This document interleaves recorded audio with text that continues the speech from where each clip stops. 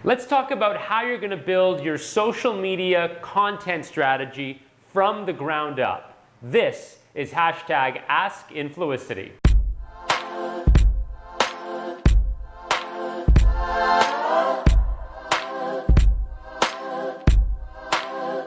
A lot of wannabe influencers out there, content creators that are just getting started, and there's a lot of structural things you got to think about when you're planning this influencer strategy and trying to build that content momentum up. I'm going to talk about a few things you have to think about at the beginning to structure yourself well as you move along. First and foremost, you've got to decide what platform works for you. And notice I said what platform and not platforms. You might be thinking, well, I'm going to be on 5 different platforms. I'm going to use every social media channel available to me. And that's fine, but what's your anchor channel going to be? What's that pillar that you're going to pay attention to day in, day out? Where do you want your audience to really live?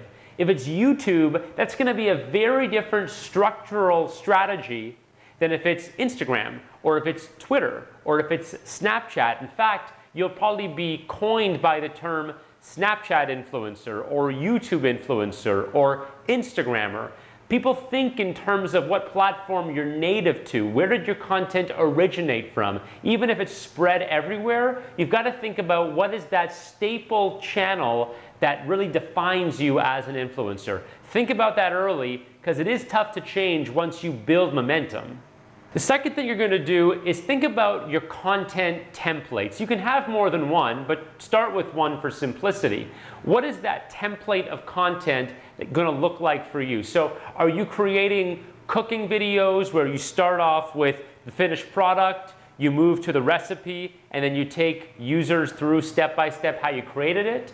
Do you do beauty looks where you start off with a before and after and then show that progression? Or do you sit down and just vlog to the camera, talk about your day, and you stop when you stop? That's fine too if that works for you, but think about what templates are going to work. This is going to help in a few ways. Number one, you don't need to reinvent the wheel every single time. Number two, the graphics, the music that you use, you might find that you can use them over and over with subtle tweaks, but again, you don't need to reinvent each and every time. And it's just going to help you with general ideation. You don't want to be thinking of brand new things every single day. It's going to be exhausting. You need to have a template so that you can churn out reliable, consistent, high-quality content. Number three, we've got to think about frequency. How often are you going to be pushing content out there? And if you really want to take it to the next level, think about the same day every week, every month, every single time. Think about how sitcoms work, how any TV show works, how any radio show works. It really is about consistency. You know that you're going to tune in to this network at 8 p.m. every Wednesday and see the exact same programming. That's called appointment viewing, by the way. Very different from PVR and much more desirable than when you PVR content. You want your audience to be excited about it. You want them talking about it the next day on the message boards, live on Twitter.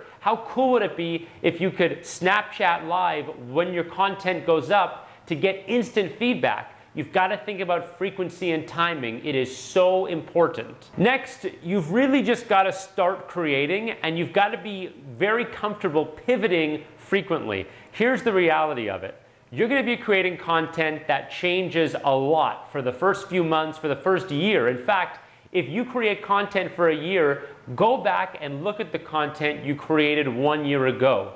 It's going to look choppy, it's going to look fuzzy, your on-camera skills aren't going to be as good. If you're a photographer, if you're a writer, you're going to notice a real progression. I hope you're going to notice a real progression in how your content looks and feels. You might even go back and start deleting that earlier content to keep the content polished and current.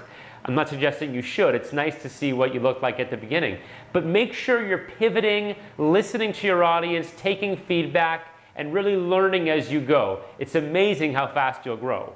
Thanks for tuning in, guys. Make sure you follow us at Influicity across every social media channel. Subscribe today on this YouTube channel, and make sure to go to Influicity.com and sign up as an influencer, if you are an influencer, and you'll get great content via email. how to create good content, how to build your audience, what's trending. Make sure you sign up at Influicity.com. We'll see you guys soon.